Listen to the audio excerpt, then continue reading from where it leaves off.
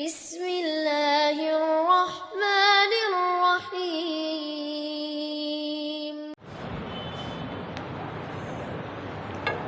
ان الحمد للہ نحمده ونستعینه ونستغفره ونؤمن به ونتوکل علیہ ونعوذ باللہ من شرور انفسنا ومن سیئات اعمالنا من يهده الله فلا مضل له ومن يضلل فلا هادي له اشهد ان لا اله الا الله وحده لا شريك له واشهد ان محمدا عبده ورسوله ارسله بالحق بشيرا ونذيرا وداعيا الى الله باذنه وسراجا منيرا اما بعد فان خير الحديث كتاب الله وخير الهدي هدي محمد صلى الله عليه وسلم وشر الامور محدثاتها وكل محدثة بدعة وكل بدعة ضلالة وكل ضلالة في النار او كما قال عليه الصلاة والسلام أيها المسلمون والمسلمات قال ربكم في كتابه الكريم أعوذ بالله السميع العليم من الشيطان الرجيم بسم الله الرحمن الرحيم يا أيها الذين آمنوا اتقوا الله حق تقاته ولا تموتن إلا وأنتم مسلمون وقال تعالى يا أيها الذين آمنوا اتقوا الله وقولوا قولا سديدا يصلح لكم أعمالكم ويغفر لكم ذنوبكم ومن يطع الله ورسوله فقد فاز فوزا عظيما وعن النبي صلى الله عليه وسلم قال قد أفلح من أسلم أو كما قال عليه الصلاة والتسليم صدق اللہ العظیم وصدق رسولہ النبی الکریم۔ محترم خواتین و حضرات، گزشتہ سے پیوستہ جمعہ ماہ ذی الحجہ کی مناسبت سے سیدنا ابراہیم علیہ السلام اور آپ کی سیرت مبارکہ کی روشنی میں جو اللہ تعالیٰ نے اپنی کتاب ہدایت میں بیان فرمائی ہے اور جس کی توضیح و تفصیل نبی اکرم صلی اللہ علیہ وسلم نے اپنی احادیث مبارکہ میں بیان فرمائی ہے، اس کی روشنی میں ہم ایک گفتگو کا سلسلہ سن رہے ہیں۔ ہم نے دیکھا کہ اللہ تعالیٰ نے حضرت ابراہیم علیہ السلام کا جہاں بھی ذکر کیا ہے، یہ بات بار بار ارشاد فرمائی گئی ہے کہ وہ مشرکوں میں سے نہیں تھی۔ دراصل کعبۃ اللہ جو مرکز توحید ہے اور تمام دنیا کے اہل ایمان کا قبلہ و کعبہ ہے، جس کی طرف منہ کر کے نماز پڑھنا نماز کی شرائط میں سے ایک شرط ہے،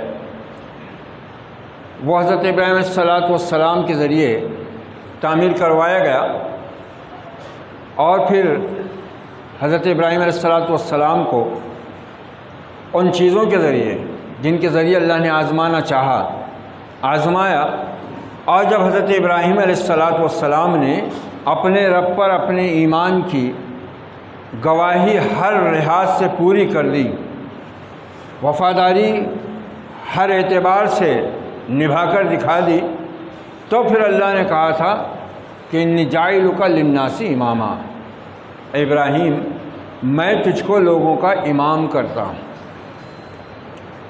اللہ کی زمین پر اللہ نے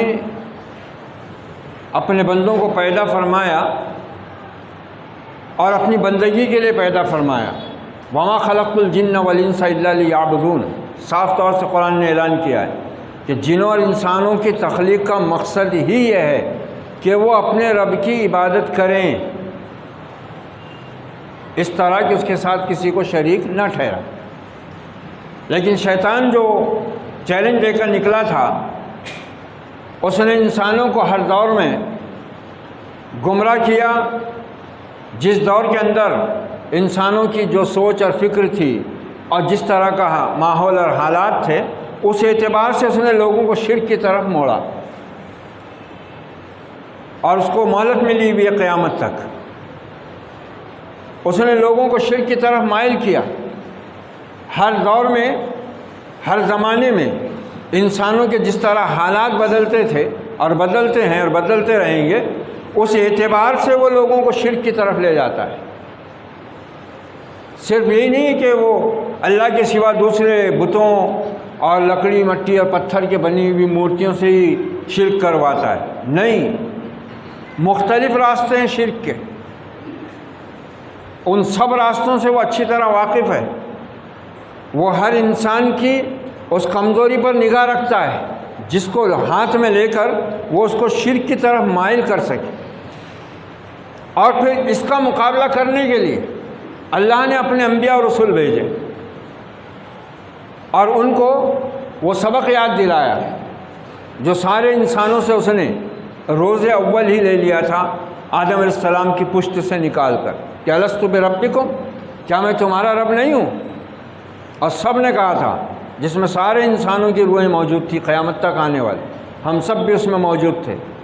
اور سب نے کہا تھا قالوا بلا، سب نے کہا تھا کیوں نہیں، تو ہی ہمارا رب ہے. یہ عہد جو اللہ نے ہماری روحوں سے لیا، ہمارے باپ آدم کی پشت سے ہماری پوری ذریت کو نکال کر اس کو یاد دلانے کے لیے پھر اس نے انبیاء کو بھیجا، ان پر وحی اتاری، انسان کو اس کا بھولا ہوا سبق یاد دلایا گیا، اور ساتھ میں اس کو اس خطرے سے آگاہ کیا گیا کہ یا ایھا الذین آمنوا ادخلوا فی السلم کافہ ولا تتبعوا خطوات الشیطان انہ لکم عدو مبین. ایمان والے ہو تو اللہ کے دین میں پورے کے پورے آ جاؤ، ورنہ شیطان تم کو کسی نہ کسی راستے سے اچک لے گا. اس کے نقش قدم کی پیروی ہرگز مت کرو، کیونکہ وہ تمہارا کھلا دشمن ہے، وہ تمہارا کھلا دشمن ہے. اس سے تم کسی خیر اور بھلائی کی اگر توقع رکھو گے تو اس سے بڑا فریب اور دھوکہ کوئی نہیں ہوگا.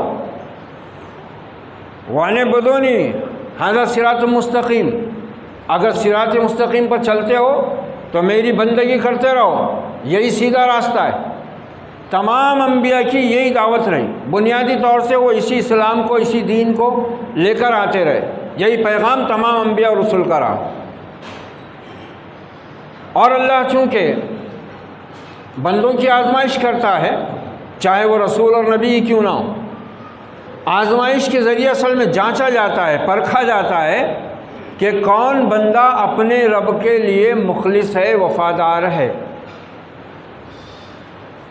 اس دنیا کا نظام ایسا بنا ہے اللہ تعالیٰ نے، انسان کو مختلف کمزوریاں دی گئی ہیں، خوف، جان مال کا خوف، بیماریوں کا اندیشہ، دشمنوں کا خوف، موت کا خوف، مال کے برباد ہونے کا خوف، کھیتی باڑی کے نقصان کا خوف، یہ سارے خوف اور اندیشے انسان کو عطا کیے گئے ہیں. اب اللہ یہ چاہتا ہے کہ بندے ان تمام اندیشوں میں صرف اسی پر بھروسہ کرتے ہوئے اس کی عبادت اور بندگی میں لگے رہیں، اور شیطان انہی اندیشوں کو ہاتھ میں لے کر انسان کو کفر کی طرف لے جاتا ہے. اب اگر آدمی اس جگہ اپنے ایمان، اپنے عقیدے کو تازہ رکھے، اللہ کے پیغام کو، نبیوں کے پیغام کو اپنے ذہن میں حاضر رکھے تو پھر یہ چیز اس کو قوت دیتی ہے اور شیطان کے حملے سے بچنے میں مدد دیتی ہے، اور انسان اللہ کی وحدانیت پر، اس کی بندگی پر، اس کی عبودیت پر، اس کی ربوبیت پر، اس کی الوہیت پر، اس کی توحید اسماء و صفات پر ثابت قدمی کے ساتھ چلتا رہتا ہے. شیطان اس پر حاوی نہیں ہو سکتا. آزمائش کے بغیر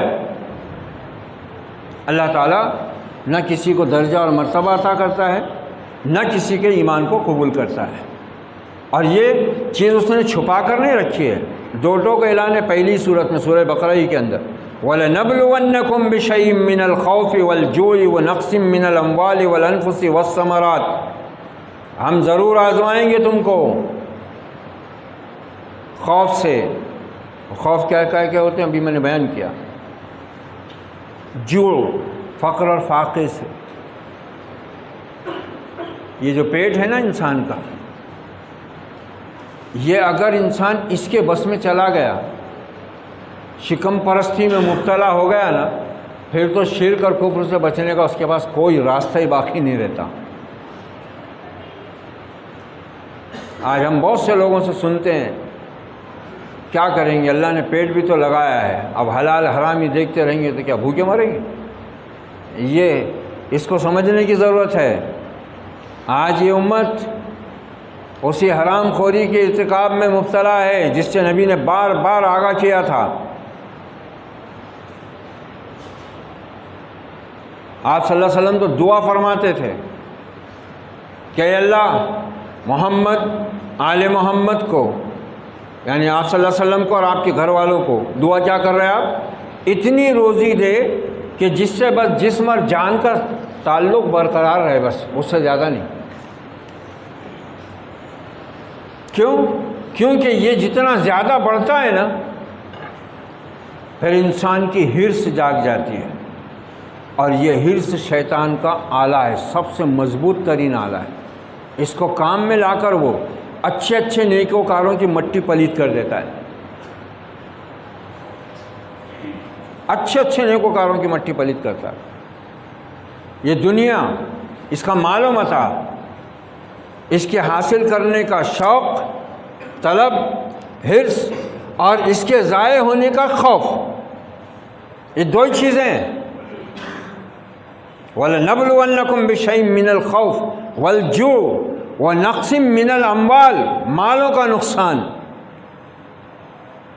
وَالْأَنفُسِ، جانوں کا نقصان، وَالثَّمَرَاتِ، پھلوں کھیتی باڑیوں کا نقصان۔ ان نقصانات سے بچنے کے لیے انسان ہر ممکن کوشش کرتا ہے، اور اسی کوشش کے اندر شیطان کو راستہ ملتا ہے، اسی کوشش میں راستہ ملتا ہے اس کو۔ وہ دیکھ لیتا ہے کہ یہ آدمی اپنی دنیا کے مال و متاع کے معاملے میں، اپنے پیٹ کے معاملے میں بہت زیادہ حریص ہے، اس کو میں کیسے گمراہی کی طرف لے جاؤں۔ صحابہ کرام کے سامنے یہ ساری چیزیں ایک ساتھ آئی تھی۔ انبیاء کے ساتھ تو معاملہ پھر اور بڑا ہوتا ہے۔ چنانچہ حضرت ابراہیم علیہ السلام کے ساتھ کیا ہوا؟ عین عالم شباب میں، جوانی کے عالم میں، جب کہ انسان زندگی کے حسین خواب دیکھتا ہے، سنہرے خواب بنتا ہے، مستقبل کے بارے میں منصوبہ بندیاں کرتا ہے، یہ کروں گا، وہ کروں گا، یہ حاصل کروں گا، اتنا کماؤں گا، یہ حاصل کروں گا، یہ خریدوں گا، یہ دنیا بناؤں گا، یہ ایسی جائیداد بناؤں گا، یہ سارے خواب اس انسان کو ہوتے ہیں، کیونکہ اللہ نے ان ساری چیزوں کی محبت بھی ڈالی ہے۔ زُيِّنَ لِلنَّاسِ حُبُّ الشَّهَوَاتِ، اللہ ہی نے اس کو، ان چیزوں کو خوبصورت بنا دیا ہے تاکہ انسان کی نگاہ اس میں اٹک جائے۔ ہاں، مگر جو ایمان لے آتے ہیں سچے دل سے، ان کو اللہ تعالیٰ اس دنیا کی حقیقت سے بھی آگاہ کر دیتا ہے، وہ پھر اس کے فریب میں نہیں آتے، وہ اس کے فریب میں نہیں آتے۔ دنیا ضروری ہے۔ بہت سے لوگ ایک جملہ اور بولتے ہیں، دین بھی ہونا، دنیا بھی ہونا، حالانکہ یہ بول کر اصل میں وہ اپنی دنیا پرستی پہ پردہ ڈالنے کی کوشش کرتے۔ دین ان کے پاس کچھ بھی نہیں رہتا، جو رہتا ہے وہ دنیا کے مقابلے میں نہیں کے برابر رہتا، مگر بول کر کیسا مطمئن کرتے، شیطان ان کو کیسا سجاتا ہے، دین بھی ہونا، دنیا بھی ہونا ضروری ہے۔ اسلام نے دنیا سے روکا نہیں ہے، کمانے کھانے سے روکا نہیں ہے، مگر یاد رکھو کشتی کو چلنے کے لیے پانی تو ضروری ہے، مگر وہ پانی اگر کشتی میں آ گیا تو انجام کیا ہوں گا؟ پانی ضروری ہے کشتی کے لیے، کشتی ریت پر، زمین پہ نہیں چلیں گی، ہوا میں نہیں اڑیں گی، لیکن وہی پانی اگر کشتی میں بھرنا شروع ہو جائے تو کیا ہوگا؟ تو ایسا ہی ہے، دنیا ضروری ہے مگر ہم دنیا کو اپنے اندر نہ آنے دیں، ورنہ دین کی کشتی وہ ڈبا دے گی، وہ ہمارے دین کی کشتی کو ڈبا کر غرق کر دے گی۔ انبیاء علیہ السلام چونکہ ماں پیٹ سے ہی اللہ کی حفاظت میں ہوتے ہیں، ان کی فطرت، ان کا دل، ان کا دماغ، ان کی فکر، ان کی سوچ ایک دم سالم ہوتی ہے، ثابت، صحیح، بالکل۔ اس لیے وہ کافر ماں باپ کے ہاں پیدا ہوتے ہیں، کفر کے ماحول میں پلتے بڑھتے ہیں، مگر کسی بھی کفر اور شرک کی ادنا سی نجاست بھی ان کو چھو نہیں سکتی۔ سیدنا ابراہیم علیہ السلام کے اندر نہ صرف یہ کہ یہ خوبی تھی، یہ تو انبیاء کو حاصل ہے، بلکہ آپ نے اس وقت جب انسان بچپن سے جوانی میں قدم رکھ کر سب کچھ سوچنے سمجھنے کے قابل ہوتا ہے، اس کی ہر چیز جوان ہوتی ہے، اس کی نگاہیں روشن ہوتی ہیں، اس کے کان تیز ہوتے ہیں، اس کا دماغ تیز ہوتا ہے، اس کی خواہشات اٹھان پر ہوتی ہیں، جوانی کے جذبات اس کے موج مارتے رہتے ہیں۔ ایسی حالت میں شیطان کے لیے بہت آسان ہوتا ہے انسان کو گناہ کی طرف، گمراہی کی طرف، شرک کی طرف، کفر کی طرف لے جانا۔ لیکن حضرت ابراہیم صلیٰ والسلام کی اللہ تعالیٰ جو سیرت بیان کر رہا ہے اپنی کتاب آخر میں، کتاب ہدایت میں، وہ دیکھو ذرا کیسی ہے۔ وَإِذِ ابْتَلَىٰ إِبْرَاهِيمَ رَبُّهُ بِكَلِمَاتٍ فَأَتَمَّهُنَّ، یہ ساری چیزیں ان کو بھی تھیں، وہ بھی انسان تھے، ان کو اسی فطرت پر پیدا کیا گیا ہے۔ یہ جتنی چیزیں ہیں جن سے ہم کو ڈرایا گیا ہے، جس کے فتنے سے ہم کو باخبر کیا گیا ہے، یہ سب چیزیں ان کے بھی لیے بھی تھیں، وہ بھی انسان تھے۔ بھوک ان کو بھی تھی، خواہشات ان کی بھی تھی، بیوی بچے وہ بھی رکھتے تھے، مال اور اسباب کی ضرورت ان کو بھی تھی، وہ بھی کماتے تھے۔ ایسا نہیں تھا کہ وہ ان کو اللہ تعالیٰ جنت سے میوے بھیج دیا کرتا تھا، نہیں، عام انسانوں کی طرح یہ ساری چیزیں ان کو لائق ہوتی تھی۔ خوف بھی ان کے اندر رہتا تھا، اپنے رشتے ناتوں کو توڑنے کا درد بھی وہ جانتے تھے، یہ سب ان کے اندر تھا۔ مگر ان کی خوبی کیا تھی؟ وہ اپنے رب کے سوا کسی چیز کی پرواہ نہیں کرتے تھے۔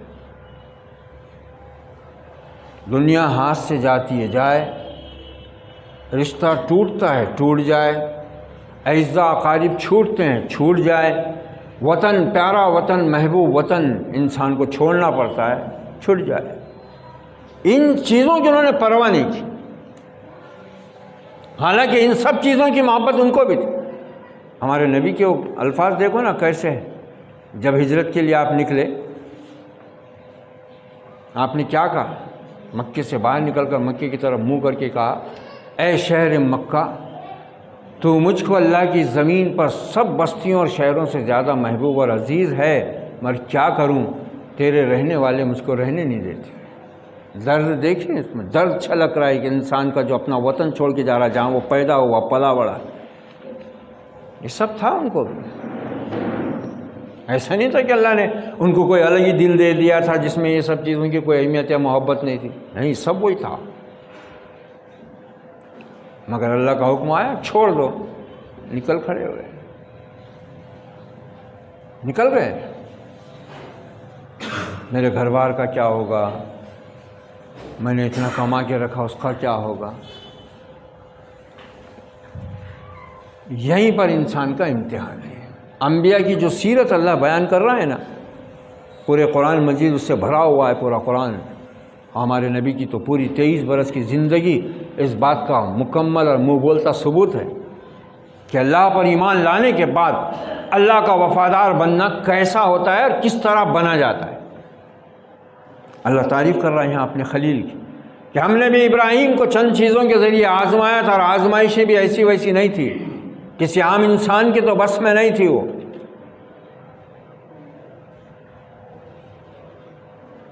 مگر وہ پورے اترے، اللہ تعریف کر رہا ہے فَأَتَمَّهُنَّ، اس نے ہماری ان تمام آزمائشوں کو پورا کیا، کامیاب ثابت ہوا۔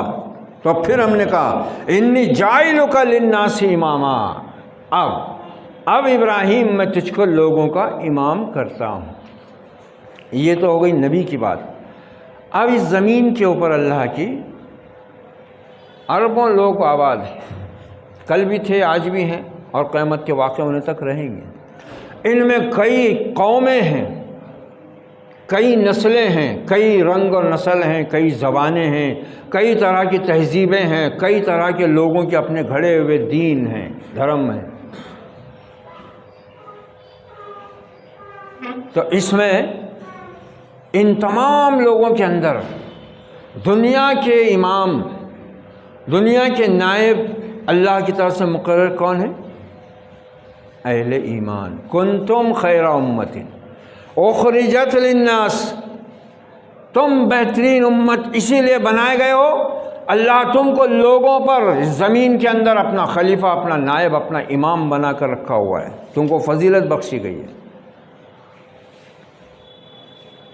ہم سے پہلے کون تھا؟ ہم سے پہلے تھے اس دنیا کی امامت پر، فضیلت پر فائز بنی اسرائیل۔ اور جس زعم میں آج یہ امت مبتلا ہے نا کہ ہم آخری نبی کی امت ہیں، جنت ہماری میراث ہے، یہی غرور یہود کو لے ڈوبا تھا، بنی اسرائیل کو لے ڈوبا تھا۔ بنی اسرائیل کا ماننا کیا تھا؟ وہ کیا کہتے تھے؟ ہم اولاد ابراہیم ہیں، اور تھے، اس میں کوئی شک نہیں، حضرت اسحاق کی نسل سے ہیں وہ، پورے بنی اسرائیل، یہود و نصارہ یہ سب حضرت ابراہیم علیہ السلام کی اولاد ہی میں سے ہیں۔ 2 بیٹے ہوئے، اللہ نے 2 بیٹے دیے، ایک حضرت اسحاق، ایک حضرت اسماعیل۔ اور یہ عرب جو ہیں یہ حضرت اسماعیل سے، یہ بھی ابراہیم، اولاد ابراہیم ہے۔ ان کا بھی دعویٰ وہی تھا، کن کا؟ مشرکین عرب کا، کہ ہم تو اولاد ابراہیم ہیں، ہمارا دین ابراہیم ہے، بس اب ہم کو کسی نبی اور کسی نصیحت اور وصیت اور کسی وحی کی اور کسی کتاب کی ضرورت کیا ہے؟ اس امت میں بھی یہی جملے، یہی لہجہ، یہی فکر، یہی سوچ، یہی عقیدہ موجود ہے۔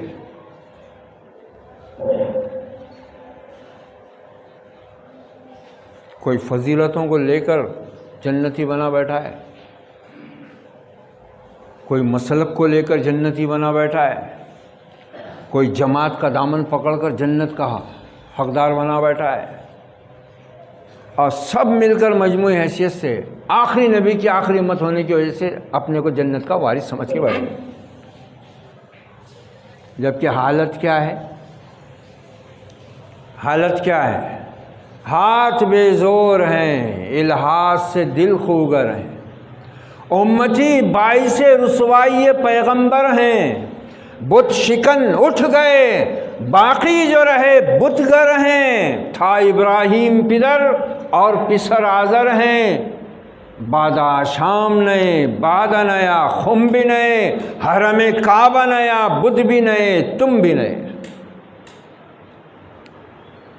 یہ ہوتا رہا ہے۔ بنی اسرائیل اسی زام میں حق سے دور جا پڑے، رب کے غضب میں گھرے، کہتے تھے کہ ہم اولاد ابراہیم ہیں، اور اللہ نے اپنے ابراہیم سے، اپنے خلیل سے وعدہ لیا ہوا ہے کہ میں تجھ کو لوگوں کا امام کرتا ہوں اور تیری اولاد کو بھی کروں گا۔ حالانکہ اللہ نے اولاد کے بارے میں کیا بولا؟ جب حضرت ابراہیم علیہ السلام نے کہا، اللہ نے کہا انی جاعلک للناس اماما، ابراہیم تجھ کو لوگوں کا امام کرتا ہوں، تو حضرت ابراہیم فوراً دعا کر رہے، درخواست پیش کر رہے اللہ کی بارگاہ میں، قال وہ من ذریتی، اے میرے رب میری اولاد میں سے بھی نا، میری اولاد بھی امام رہے گی نا، اس کو بھی یہ شرف، یہ مقام، یہ فضیلت، یہ درجہ، یہ مرتبہ حاصل ہوگا کہ نہیں؟ اب حقیقت کو جس طرح وہ سمجھنے کو تیار نہیں تھے، آج یہ امت بھی سمجھنے اور ماننے کو تیار نہیں ہے، بس ان کو وہی نشہ چڑھایا ہوا ہے، خار ہیں، بدکار ہیں، ڈوبے ہوئے ذلت میں ہیں، کچھ بھی ہیں تیرے محبوب کی امت میں، بخش دے، بس بخشنا ہے تیرے کو، ضروری ہے۔ یہود کا، نصارہ کا طرز عمل، طرز فکر آج ہماری پہچان بن چکا ہے۔ قرآن، اسی لیے سورہ بقرہ اللہ تعالیٰ نے اپنی کتاب میں سب سے پہلے رکھی ہے، سب سے بڑی صورت ہے قرآن کی، 40 رکوع ہیں، 2 پاروں اور 8 رکوع پر مشتمل ہے، پہلے پارے سے شروع ہو کر تیسرے پارے میں جا کے ختم ہو رہی ہے 8ویں رکوع پر، اسی لیے اس میں پہلے رکھ دیا تاکہ پڑھنے والا اور خاص طور سے ایمان والے بنی اسرائیل اور ان کے دھوکوں، فریبوں جس میں وہ مبتلا ہوئے، جس میں شیطان نے ان کو مبتلا کیا، اس سے آگاہ ہو جائیں اور خود اس فریب سے اپنے آپ کو بچائیں۔ قال ومن ذریتی، ابراہیم نے کہا ہے میرے رب میری اولاد کو بھی نا، قال، اللہ کی طرف سے جواب کیا ہے؟ لا ینال عہد الظالمین، میرا وعدہ ابراہیم کبھی بھی کسی سے جو رہا ہے وہ میرے اپنے شرائط کی بنیاد پر رہا ہے، میرے بھیجے ہوئے دین اور عقیدے کی بنیاد پر رہا ہے، کسی کی نسل کی بنیاد پر نہیں۔ جو ظلم کرے گا، ظلم کس کو کہتے ہیں؟ سب سے بڑا ظلم کیا ہے؟ قرآن خود کہہ رہا ہے ان الشرک لظلم عظیم، سب سے بڑا شرک ہے اللہ کے ساتھ کسی بھی درجے میں، کسی بھی پہلو سے، کسی بھی حیثیت میں، کسی بھی کیفیت میں شریک ٹھہرانا۔ شرک کیا ہے؟ توحید کسے کہتے ہیں؟ دونوں ایک دوسرے کی ضد ہیں۔ جہاں توحید ہوگی وہاں شرک نہیں آ سکتا، اور جہاں شرک آ جائے وہاں توحید نہیں رہ سکتی۔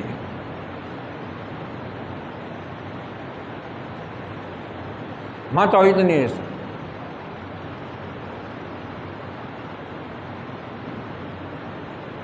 تو یہ ہم کو سمجھنے کی ضرورت ہے۔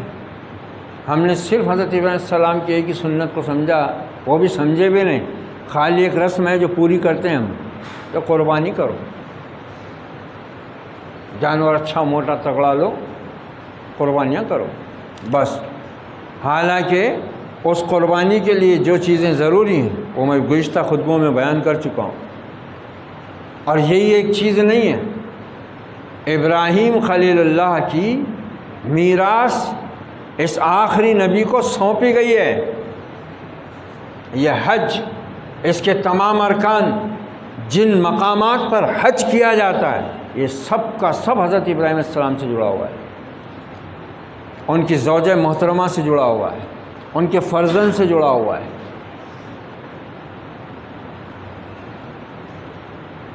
حضرت حاجرہ کو اللہ نے حکم نہیں دیا تھا صفا مروہ پہ دوڑنے کا، وہ تو ایک ماں تھی جو اپنے بچے کو پیاس سے تڑپتا ہوا دیکھ کر پہاڑیوں پر چڑھ رہی تھی ادھر سے ادھر، کہ کوئی دیکھے تو نظر آئے تو آواز دے، پانی وانی مل جائے تو ذرا بچے کی جان بچ جائے، میں بھی پی لوں۔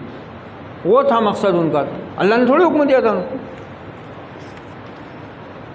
مگر چونکہ وہ وہاں اپنے رب کے حکم کے مطابق اپنے شوہر کی پوری طرح اتباع کرتے ہوئے اپنے شیر خوار دودھ پیتے بچے کے ساتھ اس وادی غیر ذی زرع میں اللہ کے بھروسے بیٹھ گئی تھی، اور اپنے شوہر کو کہہ دیا تھا کہ ابراہیم اگر یہ اللہ کا حکم ہے، ابو اسماعیل آپ بے فکر جاؤ، اللہ ہم کو ضائع نہیں کرے گا۔ 7 چکر پورے ہوئے، چشمہ پھوٹا اسماعیل علیہ السلام کی ایڑی کے پاس، اللہ نے حج کا رکن بنا دیا۔ اب ہر عمرہ کرنے والے اور حج کرنے والے کے لیے وہ رکن ہے، وہ اگر نہیں کرے گا تو اس کا حج اور عمرہ برابر نہیں۔ حالانکہ حضرت حاجرہ نے تو یہ جو دوڑ لگائی تھی، 7 چکر لگائے تھے، یہ کوئی عبادت کے لیے تھوڑی لگائے تھے، مگر وہ تو حج کا اور عمرے کا رکن بن گیا۔ حضرت ابراہیم علیہ السلام نے جان لے جا کر حضرت اسماعیل علیہ السلام کو لٹایا تھا قربان کرنے کے لیے۔ آج وہی میدان قربانی کا ہے حجاج کے لیے، حاجیوں کو وہیں قربانی کرنی پڑتی ہے۔ جس پتھر پر کھڑے ہو کر خانہ کعبہ کی دیوار اٹھاتے تھے، وہ پتھر آج بھی ان کے نقش قدم کے ساتھ رکھا ہوا ہے، اور اس کو مقام مصلی بنانے کا حکم دیا گیا ہے۔ وَاتَّخَذُوا مِن مَّقَامِ إِبْرَاهِيمَ مُصَلًّى، ابراہیم کے کھڑے ہونے کی جگہ کو جا نماز بنا لو۔ پورا جڑا ہوا ہے۔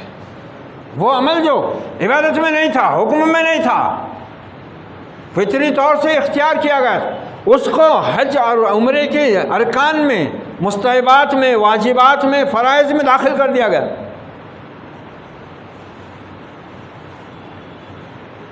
یہ سب سمجھنے کی ضرورت ہے۔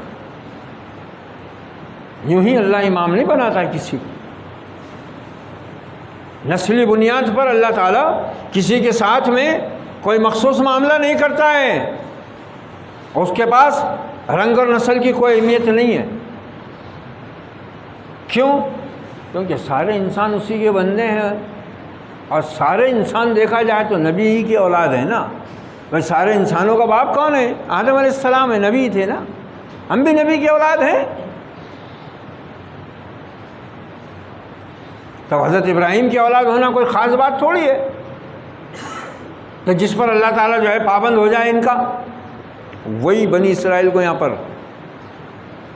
ہم آگاہ کیا جا رہا ہے کہ میں نے اپنے ابراہیم کو جو امامت دی تھی اور اس نے اس کے جواب میں اپنی اولاد کے لیے جو درخواست دی تھی میں نے وہیں پر واضح کر دیا تھا کہ ابراہیم لا ینال عہد الظالم، میرا عہد کبھی ظالموں کے لیے نہیں ہوتا، ظالموں کے لیے نہیں ہوتا میرا عہد۔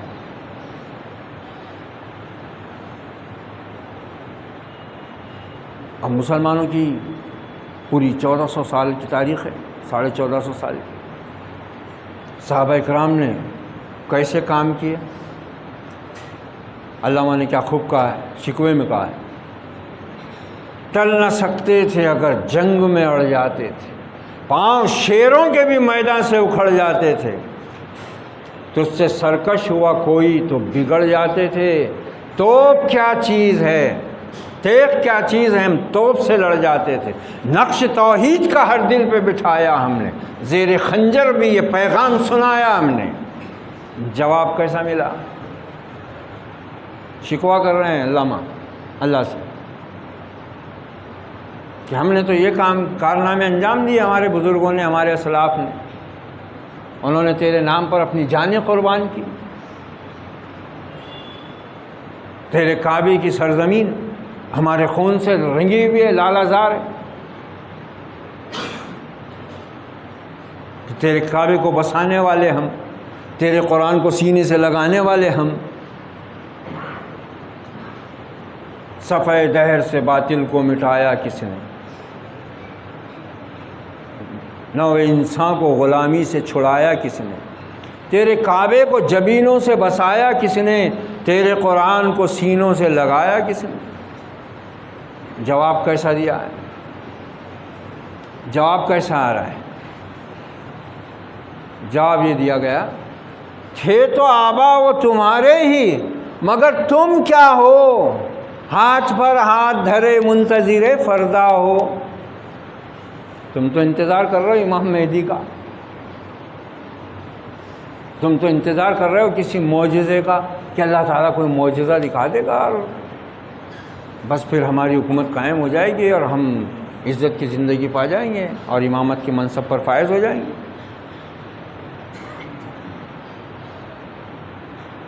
اللہ تعالیٰ کا وعدہ تو قیامت تک کے لیے ہے ایمان والوں، انتم الاعلون، سربلندی تمہارے ہی لیے ہے کیونکہ تم بہترین امت ہو، مگر شرط رکھ دی گئی ان کنتم مومنین، اگر ایمان میں سچے ہو گئے۔ وہ بھی جواب شکوہ میں بڑا زبردست علامہ نے کہا ہے، ہم تو مائل و کرم ہیں کوئی سائل ہی نہیں، راہ دکھلائیں کسے رہ روے منزل ہی نہیں، تربیت عام تو ہے جوہر قابل ہی نہیں، جس سے تعمیر ہو آدم کی یہ وہ گل ہی نہیں، کوئی قابل ہو تو ہم شان کئی دیتے ہیں، ڈھونڈنے والوں کو دنیا بھی نہیں دیتے۔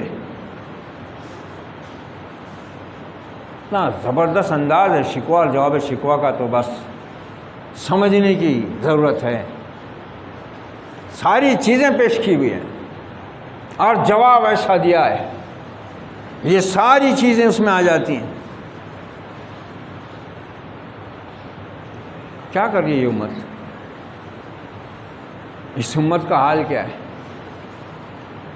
جن کو آتا نہیں دنیا میں کوئی فن تم ہو، نہیں جس قوم کو پروائے نشے من تم ہو، بجلیاں جس میں ہوں آسودہ وہ خرمن تم ہو، بیچ کھاتے ہیں جو اسلاف کے مدفن تم ہو نیکو نام جو قبروں کی تجارت کر کے، کیا نہ بیچو گے جو مل جائیں صنم پتھر کے؟ اولاد ابراہیم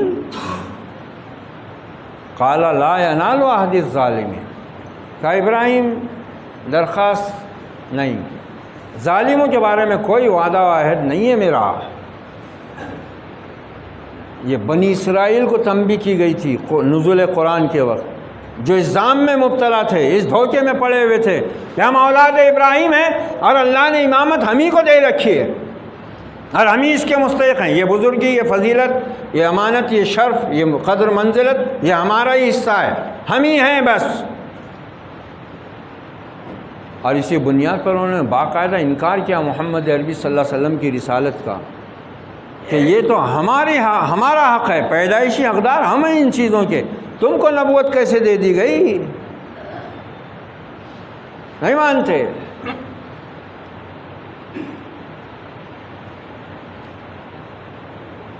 وہ تو نبوت اور رسالت کے بارے میں معاملہ تھا. آج اس امت کا تو حال یہ ہے کہ ایک مسلک والے دوسرے مسلک والوں کو جہنم میں بھیجتے بہت آسانی سے، اور اپنے آپ کو جنت کا وارث بنا کے بیٹھے ہوئے.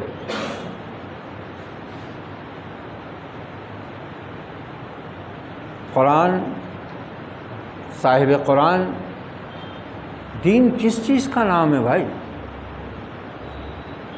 دین چند عبادتوں کا نام تو ہے نہیں. دین تو ایک پورا نظام حیات ہے، اور اس نظام حیات کو چلانا اسی طریقے پر ہے جس پر محمد الرسول اللہ صلی اللہ علیہ وسلم اپنی امت کو چھوڑ کر گئے ہیں. اس سے ہٹنے کی اور اس کو بدلنے کی کسی کو بھی اجازت نہیں ہے، گنجائش ہی نہیں ہے. ان الدین عند اللہ الاسلام. اسلام کیا ہے؟ اسلام نام ہے سنت کا، آپ صلی اللہ علیہ وسلم کے طریقے کا. آپ پر دین مکمل اسی لیے تو ہوا کہ آپ نے زندگی گزارنے کے لیے اللہ کی بندگی اور اللہ کی توحید پر ثابت قدم رہ کر زندگی گزارنے کے لیے جو راہ عمل، جو دستور حیات قولاً اور عملاً ہو سکتا ہے، وہ سب دنیا کے سامنے آپ نے پیش کر دیا. اور صرف اکیلے آپ نے پیش نہیں کیا، اس طرح پیش کیا آپ نے کہ آپ کی صحابہ کی جماعت کو آپ نے اس کا معیار اور کسوٹی بنا دیا، جس کا حکم اللہ تعالیٰ نے خود اسی سورہ میں دیا ہے. فَإِنْ آمَنُوا بِمِثْلِ مَا آمَنْتُمْ بِهِ فَقَدْ اهْتَدَوْا. اے پیغمبر صلی اللہ علیہ وسلم، ان بنی اسرائیل سے کہہ دو کہ اگر یہ تمہارے صحابہ کی طرح ایمان لائیں تو پھر ہدایت پر ہیں، ورنہ اولاد ابراہیم ہونے کی حیثیت سے اگر یہ اپنے آپ کو اللہ کی ہدایت کا بھی، رحمت کا بھی، مغفرت کا بھی اور انعام کا بھی، اجر کا بھی، جنت کا بھی مستحق سمجھتے ہیں تو یہ بہت بڑے دھوکے میں اور فریب میں مبتلا ہیں. آج اسی فریب کا شکار اس امت کے افراد بھی ہیں، جبکہ اللہ صاف کہہ رہا ہے. اپنے خلیل کو کہہ دیا اس نے، نہیں ابراہیم، میرا کوئی عہد، میرا کوئی وعدہ کبھی ظالموں سے نہیں ہوتا. میرے سارے وعدے، میرے سارے عہد جو ہوتے ہیں وہ ایمان اور عمل صالح کی بنیاد پر ہوتے ہیں، نیکوکاروں کے لیے ہوتے ہیں. یہ اللہ تعالیٰ نے واضح کیا ہے. یہ سیرتیں اسی لیے بیان کی گئی ہیں. یہ ابراہیم خلیل اللہ کا ذکر اللہ نے اتنے فخر سے اور اتنے مقامات پر کیا ہے، کہیں مختصر کہیں ذرا تفصیل کے ساتھ. کس لیے کیا ہے؟ قصے کہانی کے لیے، سننے سنانے کے لیے، یہ دین کی حقیقت کو سمجھنے کے لیے، عقیدے کی روح کو جاننے کے لیے، توحید خالص پر ثابت قدم رہنے کے لیے، اور اس کو ہر شرک اور کفر کی نجاست اور گندگی سے بچانے کے لیے کہ دیکھو میرے توحید کے علم بردار بندے، میرے لیے اپنے دین کو خاص کرنے والے بندے ایسے ہوتے ہیں، اور ان کے ساتھ میرا معاملہ یہ ہوتا ہے. تو پھر اللہ تعالیٰ نے کہا کہ میرے خلیل نے جب تمام آزمائشیں پوری کر لیں تو میں نے اس کو لوگوں کا امام کیا، اور اس نے جب اپنی اولاد کے بارے میں مجھ سے درخواست کی تو میں نے اسی وقت واضح کر دیا تھا کہ تیری اولاد ہو یا نوح کی اولاد ہو یا کسی اور میرے نبی اور رسول کی اولاد ہو، ان میں سے جو بھی ظالم ہوگا اس سے میرا کوئی عہد اور کوئی وعدہ اجر و انعام اور بزرگی، شرف و فضیلت کے مقام کا نہیں ہے. میرا وعدہ صرف انہی سے. اور اس کے بعد اللہ تعالیٰ فرما رہا ہے کہ دیکھو ہمارے ابراہیم نے ہماری تمام آزمائشیں پوری کی، ثابت قدم رہا، کامیاب ہوا، پھر ہم نے لوگوں کا امام کیا، اور اس کے بعد ہم نے اس کو اپنا گھر بنانے کا حکم دیا. وَإِذْ جَعَلْنَا الْبَيْتَ مَثَابَةً لِلنَّاسِ وَأَمْنًا. ہم نے بنایا گھر کعبہ، خانہ کعبہ، کس لیے؟ اجتماع کی جگہ، مثابہ، لوگوں کے جمع ہونے کی جگہ، اجتماع کی جگہ، للناس، لوگوں کے لیے، وہ امنا، اور امن کی جگہ. دنیا کے اندر اس ایک جگہ کو چھوڑ کر، چاہے اس وقت جب کہ یہ توحید کا مرکز مشرکوں کے ہاتھوں میں تھا. 360 بتوں کی گندگی سے اس کو جنہوں نے ناپاک کیا تھا، اس وقت بھی اس شہر کے امن کو کوئی نقصان نہیں پہنچا سکتا. امن اس وقت بھی برقرار رکھا گیا اس کا، مشرکوں نے رکھا. وہ جو بات پر اونٹ پر پتھر چلا دینے پر جو جنگیں کرتے تھے، خون بہاتے تھے مدتوں، وہ اس جگہ پر آ کر اپنے شیطانی اور قاتلانہ اور انتقام کے جذبے کو سرد کر دیتے تھے کہ یہ امن کی جگہ ہے،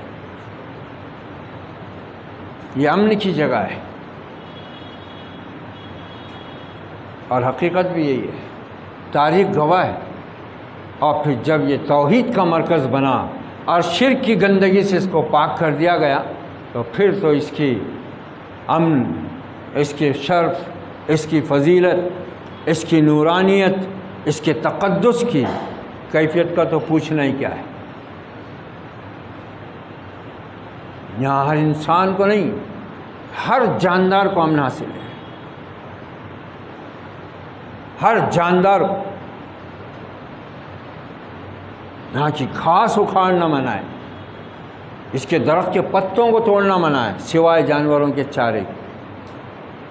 آپ ایسا توڑ کے نہیں پھینک سکتے. اتنا امن. اور دیکھو اس امن کی جگہ پر آپ کا اور آپ کے صحابہ کا کیا حال کیا گیا. جہاں اپنے باپ کے قاتل کو دیکھ کر بھی یہ لوگ آنکھ اٹھاتے نہیں تھے، اس پاک سرزمین پر، اس امن کے شہر میں، اس توحید کے مرکز پر آپ کو، آپ کے صحابہ کو کیسی کیسی اذیتیں دی گئی ہیں. یہ سب کس لیے ہوا؟ کیا اللہ اس بات پر قادر نہیں تھا کہ نبی پر ایک ساتھ یہ قرآن اتار دیتا، فرشتوں کی فوج بھیج دیتا، اپنے گھر کو بتوں سے پاک کر دیتا، اور جو نہیں مانا اس کو اسی کو ختم کر کے زمین دوز کر دیتا؟ تھا، کر سکتا تھا. وہ ہر چیز پر قدرت رکھتا ہے. تبارک الذی بیدہ الملک وہو علی کل شیء قدیر. بڑی بابرکت ذات ہے وہ، پوری کائنات کی بادشاہت اس کے ہاتھ میں ہے. وہ کر سکتا تھا، مگر وہ تو دیکھ رہا ہے کہ اس کے خلیل نے جو امن کا شہر بنایا تھا، اور جہاں امن ملا ہوا تھا جانوروں تک کو، وہاں اس کے آخری اور محبوب نبی کو اور اس پر ایمان لانے والوں کو کوئی امن نصیب نہیں. پورے 10 برس، 3 برس تو خاموشی سے دعوت چلتی رہی، اس کے بعد جب شروع ہوئی دعوت عام تو پورے 10 برس گزارے آپ نے. یہ سب کیوں ہوا؟ عیسائیوں کی طرح اس امت کے بھی بہت سے لوگوں کے دماغوں میں زہر بھرا ہوا ہے کہ ہمارے نبی نے جتنی تکلیفیں اٹھائی ہیں نا، وہ اس امت کے لیے اٹھائی ہیں، اور وہ تکلیفیں اس لیے اٹھائی ہیں کہ اس امت کے گناہ معاف ہو جائیں. دیکھو، ہم کو کچھ کرنا نہیں ہے، ہم کو کچھ نہیں کرنا ہے. نبی سب تکلیفیں اٹھا کے چلے گئے، ہمارے لیے اٹھائے انہوں نے. اچھا، انہوں نے ہمارے لیے اٹھائے تو ان کے صحابہ نے کس کے لیے تکلیفیں اٹھائی بھائی؟ ہمارے لیے کہ ہم کچھ نہ کریں اور سیدھے سیدھے مرتے ہی جنت میں چلے جائیں. ہم پر کوئی مصیبت نہ آئے، کوئی آنچ نہ آئے، ہمارا مال ضائع نہ ہو، ہمیں کسی قسم کی کوئی آزمائش اپنے گھیرے میں نہ لے، ہم جس طرح چاہیں من مانی زندگی گزاریں، مر جائیں، موت آئے تو، اور جنت میں چلے جائیں. لا ینال عہد الظالمین تو پہلے اعلان ہو گیا ہوا ہے کہ جو ایمان لانے کے بعد ظلم کرے یا ایمان نہ لا کر اپنے آپ پر ظلم کرے، دونوں کا انجام ایک ہونا ہے. وَاتَّخِذُوا مِن مَّقَامِ إِبْرَاهِيمَ مُصَلًّى. میں نے ابھی شروع میں بتایا کہ حج، اس کے تمام ارکان، اس کی تمام جگہیں جہاں جہاں اس کے ارکان ادا ہوتے ہیں، سب کے سب ابراہیم خلیل اللہ کی ذات سے جڑے ہوئے ہیں. وہ پتھر پاؤں کے نشان کے ساتھ، گہرا نشان ہے اس پتھر میں آج کعبۃ اللہ کے بالکل سامنے رکھا ہوا ہے۔ طواف مکمل ہونے کے بعد وہاں 2 رکعت نماز پڑھنا مستحب ہے، سنت ہے کسی کے نزدیک۔ یہ مقام کیوں دیا اللہ تعالیٰ نے؟ ایسے ہی مل گیا؟ ارے اس گھر کی تعمیر جس مقصد کی خاطر ہوئی اور پھر صدیاں گزرنے کے بعد یہ گھر جس طرح شرک اور کفر کے مرکز میں تبدیل ہوا، اس کی تطہیر کے لیے، اس کو ان تمام نجاستوں سے پاک کرنے اور پھر اسی توحید ابراہیمی کو وہاں پر قائم کرنے کے لیے محمد الرسول اللہ کی 23 برس کی زندگی کام میں آئی ہے۔ پورے 23 برس رسالت و نبوت کے صرف اسی لیے آئے ہیں، اور اسی لیے جب مکہ فتح ہو گیا، کفر اور شرک سے اس کی گندگی پاک کر دی گئی، تو پھر آپ صلی اللہ علیہ وسلم کو اللہ نے اپنے پاس بلا لیا، رسالت کا مقصد پورا ہو گیا۔ پھر علامہ کا وہی جملہ یاد آتا ہے مگر کہ میں نے تاریخ سے یہی سبق سیکھا ہے کہ مسلمانوں نے کبھی قرآن اور اسلام کی حفاظت نہیں کی، بلکہ ہمیشہ قرآن اور اسلام تھا جس نے مسلمانوں کی حفاظت کی ہے۔ آج وہی اسلام ہم سے چھوٹا ہوا ہے، آج وہی قرآن ہمارے ہاتھوں سے نکلا ہوا ہے، یہ اگر ہم پھر سے تھام لیں، اس کے ذریعے اللہ پھر ہماری حفاظت کرے گا، خلافت دے گا، امامت دے گا، دنیا میں عزت دے گا، آخرت میں جنت دے گا۔ وعدہ عہد نیکوکاروں سے ہے، والذین جاہدوا فینا لنہدینہم سبلنا وإن اللہ لمع المحسنین۔ جو لوگ بھی ہمارے راستے میں جد و جہد کریں گے، زندگی کی اپنی تمام صلاحیتوں کو بروئے کار لاتے ہوئے ہماری عبادت اور عبادت کے مقصد کی تکمیل میں اپنے آپ کو لگائیں گے، تو ہم بھی ان کے لیے اپنے دین کو، اس کے راستوں کو کشادہ، روشن، آسان کر دیں گے، اور اللہ ہے ہی نیکوکاروں کے ساتھ۔ یہ ہے سیرت ابراہیم کا ایک اور پہلو کہ یوں ہی اللہ تعالیٰ نے حضرت ابراہیم کو مرتبہ مقام نہیں دیا، اور یوں ہی اللہ نے ان کی درخواست کو رد نہیں کیا، بلکہ اپنا فیصلہ سنایا، اپنا قانون، اٹل قانون بتایا کہ ابراہیم تجھ کو امام بناتا ہوں لوگوں کا، اس لیے کہ تو نے میری آزمائشوں میں اپنے آپ کو کھرا ثابت کیا ہے، تو نے اپنی توحید میں، اپنے ایمان میں اپنے آپ کو مخلص ثابت کیا ہے، وفادار ثابت کیا ہے، اس لیے تجھ کو میں نے لوگوں پر امامت عطا کی ہے، تیری اولاد کو بھی دوں گا اگر وہ تیرے راستے پر چلے۔